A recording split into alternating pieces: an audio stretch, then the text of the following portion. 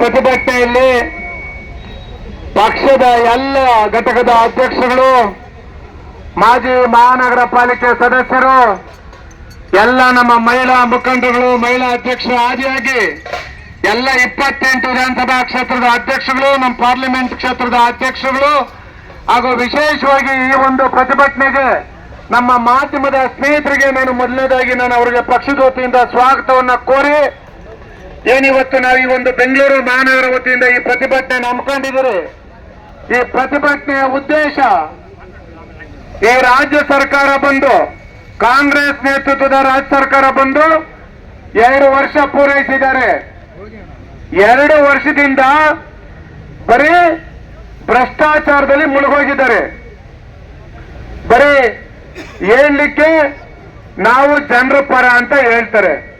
ಆದ್ರೆ ಈ ಸರ್ಕಾರ ಬಂದಾಗಿನಿಂದ ಮಾಡಿರ್ತಕ್ಕಂಥದ್ದು ಎಲ್ಲ ಜನವಿರೋಧಿ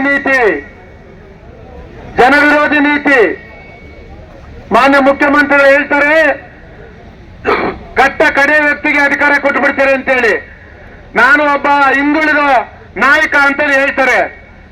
ಮೊನ್ನೆ ಕಾಲ್ ತುಳಿಸಿದ ಪ್ರಕರಣ ಆಯ್ತಲ್ಲ, ಮಾನ್ಯ ಮುಖ್ಯಮಂತ್ರಿಗಳು ಹಿಂದುಳಿದ ವರ್ಗದ ನಾಯಕರು, ಹಿಂದುಳಿದ ವರ್ಗದವ್ರ ಬಗ್ಗೆ ಎಷ್ಟು ಪ್ರೀತಿ ಇದೆ ಅಂತೇಳಿ ಎಲ್ರಿಗೂ ಸಹ ಗೊತ್ತಾಗಿದೆ. ಇಡೀ ಇತಿಹಾಸದಲ್ಲಿ ಪೊಲೀಸ್ ಕಮಿಷನರ್ ಒಬ್ಬ ಹಿರಿಯ ಪೊಲೀಸ್ ಅಧಿಕಾರಿಗೆ, ಅದು ಎಲ್ಲ ಹಿಂದುಳಿದ ವರ್ಗದವರಿಗೆ ಅನ್ಯಾಯ ಮಾಡಿದ್ದು ಯಾರಪ್ಪ ಅಂತಂದ್ರೆ ಇದೇ ಹಿಂದುಳಿದ ವರ್ಗದ ನಾಯಕರಾಗಿರ್ತಕ್ಕಂಥ ಮುಖ್ಯಮಂತ್ರಿಗಳು. ಅನ್ಯಾಯ ಮಾಡಿದ್ಯಾರು? ಇದೇ ಮುಖ್ಯಮಂತ್ರಿಗಳು. ಆದ್ರೆ ಇಡೀ ರಾಜ್ಯದ ಇತಿಹಾಸದಲ್ಲಿ ಯಾರಾದ್ರೂ ಒಬ್ಬ ಪೊಲೀಸ್ ಅಧಿಕಾರಿ ಸಸ್ಪೆಂಡ್ ಆದ್ರೆ ಜನರು ಅವ್ರ ಪರವಾಗಿ ನಿಂತು ಸೋಷಿಯಲ್ ಮೀಡಿಯಾದಲ್ಲಿರ್ಬೋದು ಅಥವಾ ವೈಯಕ್ತಿಕವಾಗಿರ್ಬೋದು, ಮಾಧ್ಯಮಗಳ ಮುಖಾಂತರ ಇರ್ಬೋದು, ರಾಜಾರೋಷವಾಗಿ ಸರ್ಕಾರನ ಕ್ಯಾಕರಿಸಿ ಚೀತು ಅಂತ ಉಗಿದ್ರು. ಆವಾಗೂ ಸಹ ಇವರಿಗೆ ನಾಚಿಕೆ ಮಾನ ಮರ್ಯಾದೆ ಏನೂ ಆಗ್ಲಿಲ್ಲ. ಆದ್ರೆ ಜನರ ಒತ್ತಡಕ್ಕೆ ಮಣಿದು 1 ತಿಂಗಳಾದ ನಂತರ ಅವ್ರನ್ನ ಸಸ್ಪೆನ್ಷನ್ ರಿವೋಕ್ ಮಾಡಿದ್ರು. ಅದು ಒಂದು ಭಾಗ. ಎರಡನೇ ಭಾಗ, ಈ ರಾಜ್ಯದಲ್ಲಿ ಒಬ್ಬ ಬುದ್ಧಿವಂತರು ಹಿರಿಯ ರಾಜಕಾರಣಿ ನಮ್ಮ ಪಕ್ಷದಲ್ಲೇ ಬೆಳೆದು ಹೋದ್ರು, ಕೃಷಿ ಮಂತ್ರಿಗಳು ಚಲುವರಾಯಸ್ವಾಮಿರವರು. ಅವರು ಇವತ್ತು ನೋಡಿದೆ, ಪತ್ರಿಕಾ ಹೇಳಿಕೆಯನ್ನು ನೋಡಿದ್ದೀನಿ. ಈಗ ಅವರ ಎಲ್ಲ ಇಲಾಖೆಗಳಲ್ಲೂ ಸಹ ಒಂದೊಂದು ವಿಂಗ್ ಮಾಡಿಬಿಟ್ಟಿದ್ದಾರಂತೆ. ಅವರೀಗ ಪರಿಶೀಲನೆ ಮಾಡ್ತಾ ಇದ್ದಾರಂತೆ. ಇವ್ರ ಯೋಗ್ಯತೆಗೆ ಇಷ್ಟು ಬೆಂಕಿ ಹಾಕ, ಇವ್ರಿಗೇನಾದ್ರೂ ಕನಿಷ್ಠ ಪರಿಜ್ಞಾನ ಇದ್ರೆ ಮಾನ್ಯ ಮುಖ್ಯಮಂತ್ರಿಗಳು, ಉಪಮುಖ್ಯಮಂತ್ರಿಗಳು, ಮಂಡ್ಯದ ಉಸ್ತುವಾರಿ ಸಚಿವರು KRS ಹೋಗಿ ಪ್ರತಿ ಬಾರಿನೂ ಬಾಗಿನ ಕೊಟ್ಟಿದ್ದೆ. ಬಾಗಿನ ಕೊಟ್ಟು ಅವ್ರಿಗೆಲ್ಲ ಗೊತ್ತಿದೆ ಈ ವರ್ಷ ಈ ರಾಜ್ಯದಲ್ಲಿ ಬಹಳ ಚೆನ್ನಾಗಿ ಮಳೆ ಆಗ್ತಾ ಇದೆ ಅಂತೇಳಿ. ಅದಕ್ಕೆ ಪೂರ್ವ ಸಿದ್ಧತೆ ಮಾಡ್ಕೊಳ್ಬೇಕಾಗಿತ್ತು. ಇವರು ಏನಪ್ಪಾ ಅಂತಂದ್ರೆ ಅಗತ್ಯ ಇರತಕ್ಕಂತ ರಸಗೊಬ್ಬರವನ್ನ ರಾಜ್ಯದ ರೈತರಿಗೆ ಪೂರೈಸಬೇಕಾಗಿರ್ತಕ್ಕಂಥದ್ದು ಈ ರಾಜ್ಯ ಸರ್ಕಾರದ ಹೊಣೆಗಾರಿಕೆ. ಆದ್ರೆ ಇದುವರೆಗೂ ಸಹ ರಾಜ್ಯದ ರೈತರು ಬೀದಿಯಲ್ಲಿ ಹೋರಾಟ ಮಾಡ್ತಾ ಇದ್ದಾರೆ. ಬೀದಿಯಲ್ಲೂ ಸಹ ಹೋರಾಟ ಮಾಡ್ತಾ ಇದ್ದಾರೆ.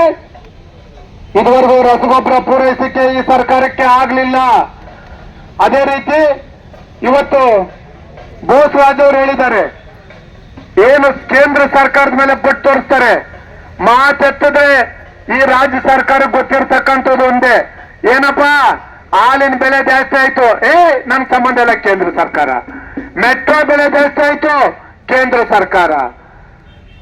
ಬಸ್ಸು ಆ ಶಕ್ತಿ ಯೋಜನೆ ಅಂತ ಹೇಳ್ಕೊಟ್ಟು, ಆ ಶಕ್ತಿ ಯೋಜನೆ ಅಂತ ಹೇಳ್ಕೊಟ್ಟು 500 ಕೋಟಿ ಟಿಕೆಟ್, 600 ಕೋಟಿ ಟಿಕೆಟ್, ಅದಕ್ಕೆ ಹೆಣ್ಮಕ್ಳಿಗೆ ಇಬ್ಬರಿಗೆ ಸನ್ಮಾನ. ಮಾನ್ಯ ಮುಖ್ಯಮಂತ್ರಿಗಳು, ಉಪಮುಖ್ಯಮಂತ್ರಿಗಳು ಆದಿಯಾಗಿ ಇವರ ಯೋಗ್ಯತೆಗೆ ಇವತ್ತು ಅವ್ರಿಗೆ ಏನು ಚಾಲಕರಿಗೆ ಇವತ್ತು ಸಂಬಳ ಕೊಡ್ಲಿಕ್ಕೆ ಯೋಗ್ಯತೆ ಇಲ್ಲ, ಸಂಬಳ ಕೊಡಕ್ಕಾಗ್ತಾ ಇಲ್ಲ.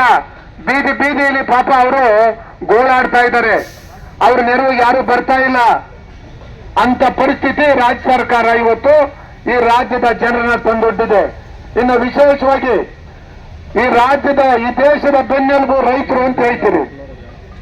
ಯಾವುದಾದ್ರೂ ಒಂದೇ ಒಂದು ವಿಚಾರದಲ್ಲಿ 2 ವರ್ಷದಿಂದ ರೈತರ ಪರವಾಗಿ ಇವರೇನಾದ್ರೂ ಒಂದೇ ಒಂದು ರೈತರಿಗೆ ನೆರವಾಗತಕ್ಕಂತ ಒಂದು ಕಾರ್ಯಕ್ರಮ ರೂಪಿಸಿದ್ಯಾ ನೋಡಿ. ಬರೀ ವಿಧಾನಸೌಧ ಬ್ಯಾಂಕೆಟ್ ಹಾಲಲ್ಲಿ ಯಾವುದೋ ಒಂದು ಕಾರ್ಯಕ್ರಮ ಮಾಡ್ತೇನೆ ಅಂತ ಹೇಳಿ, ಏನ್ ದೊಡ್ಡ ಸಾಧನೆ ಮಾಡಿದ್ದೀನಿ ಅಂತ ಹೇಳಿ ಈ ರಾಜ್ಯದ ಇತಿಹಾಸದಲ್ಲಿ ಬರೀ ಈ ಸರ್ಕಾರದಲ್ಲಿ ಇರ್ತಕ್ಕಂಥದ್ದು ಒಂದು ಕುರ್ಚಿಗೋಸ್ಕರ ಇನ್ನೊಬ್ರು ಕುರ್ಚಿನ ಇನ್ನೊಬ್ರು ಯಾವ ರೀತಿ ಖಾಲಿ ಮಾಡಿಸ್ಬೇಕು ಅಂತ ಹೇಳಿ ಓಡ್ತಾ ಯುದ್ಧ ನಡೀತಾ ಇದೆ ಹೊರತಾಗಿ ರಾಜ್ಯದ ರೈತರ ಪರವಾಗಲಿ, ಈ ರಾಜ್ಯದ ಮಹಿಳೆಯರ ಪರವಾಗಲಿ, ಈ ರಾಜ್ಯದ ಯುವಕರ ಪರವಾಗಲಿ ಯಾರೊಬ್ರು ಈ ರಾಜ್ಯ ಸರ್ಕಾರದ ಮಂತ್ರಿಗಳಿಗೆ ಕಾಳಜಿ ಇಲ್ಲ. ಆ ಇನ್ನೊಬ್ಬ ಮಹಾನ್ ಬುದ್ಧಿವಂತ ಇದ್ದಾರೆ ಸಂತೋಷ್ ಲಾಡ್, ಮಾತೆತ್ತಿದ್ರೆ ಈ ದೇಶದಲ್ಲಿ ನನಗಿಂತ ಬುದ್ಧಿವಂತ ಯಾರು ಇಲ್ಲ ಅಂತ ಮಾತನಾಡ್ತಾರೆ. ಆದ್ರೆ ಇದುವರೆಗೂ ಅವ್ರ ಇಲಾಖೆಯಲ್ಲಿ ಆಗಿರ್ತಕ್ಕಂಥ ಭ್ರಷ್ಟಾಚಾರದ ಬಗ್ಗೆ ಯಾರಾದ್ರೂ ಮಾತಾಡಿದ್ರೆ, ಆ ವ್ಯಕ್ತಿನ ಯಾರಾದ್ರೂ ಮಾಧ್ಯಮದವ್ರು ಕೇಳಿದ್ರೆ ಬಹಳ ಚೆನ್ನಾಗಿ ಮಾತನಾಡೋದ್ ಕಲ್ತಿದ್ದಾರೆ, ಆದ್ರೆ ಅವ್ರ ಇಲಾಖೆ ಬಗ್ಗೆ ಮಾತನಾಡೋದಿಲ್ಲ. ಇನ್ ಕೇಂದ್ರದ ಮಂತ್ರಿಗಳ ಬಗ್ಗೆ ಮಾತನಾಡ್ತಾರೆ, ಬೇರೆ ಇಲಾಖೆಗಳ ಬಗ್ಗೆ ಮಾತನಾಡ್ತಾರೆ, ಈ ರಾಜ್ಯದ ಎಲ್ಲರ ಬಗ್ಗೆ ಮಾತನಾಡ್ತಾರೆ, ದೇಶದ ರಾಜಕಾರಣದ ಬಗ್ಗೆ ಬಹಳ ಹೆಚ್ಚು ಟೀಕೆ ಮಾಡ್ತಾರೆ. ಆದ್ರೆ ಅವ್ರ ಇಲಾಖೆ ಇದುವರೆಗೂ ಸಹ ಶೂನ್ಯ. ಅದೊಂದಾಯ್ತು.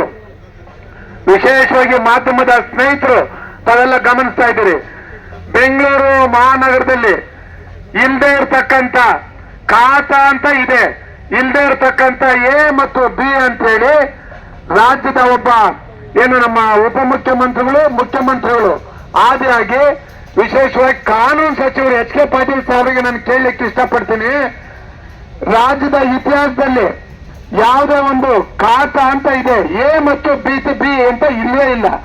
ಎ ರಿಜಿಸ್ಟರ್ ಬಿ ರಿಜಿಸ್ಟರ್ ಅಂತಿದೆ. ಅಂತ ಒಂದು ಇಲ್ಲದ ಖಾತೆಯನ್ನ ಎ ಖಾತಾ ಬಿ ಖಾತಾ ಅಂತೇಳಿ ಕ್ಯಾಬಿನೆಟ್ ಅಲ್ಲಿ ಅಪ್ರೂವ್ ಮಾಡಿದ್ರು ಅಂತೇಳಿ ರಾಜಪತ್ರ ಹೊಡಿಸ್ತಾರೆ. ನಾಚಿಕೆ ಆಗ್ಬೇಕು ಕಾನೂನು ಸಚಿವರಿಗೆ. ನಿಮ್ಗೇನಾದ್ರೂ ಕನಿಷ್ಠ ಪರಿಜ್ಞಾನ ಇದೆಯೇನ್ರಿ? ಕಾನೂನು ಸಚಿವರು ತಾವು ಯಾವುದು ಹಿಂದೆ ಇರ್ತಕ್ಕಂಥ ಒಂದು ಆಕ್ಟ್ ಅಲ್ಲಿ ಯಾವ್ದಾದ್ರು ನೋಡಿ ನೀವು. ಹಿಂದೆ KMC ಇತ್ತು, KMC ಆಕ್ಟ್ ಅಲ್ಲಿ ಏನಾದ್ರೂ ಇದೆಯಾ?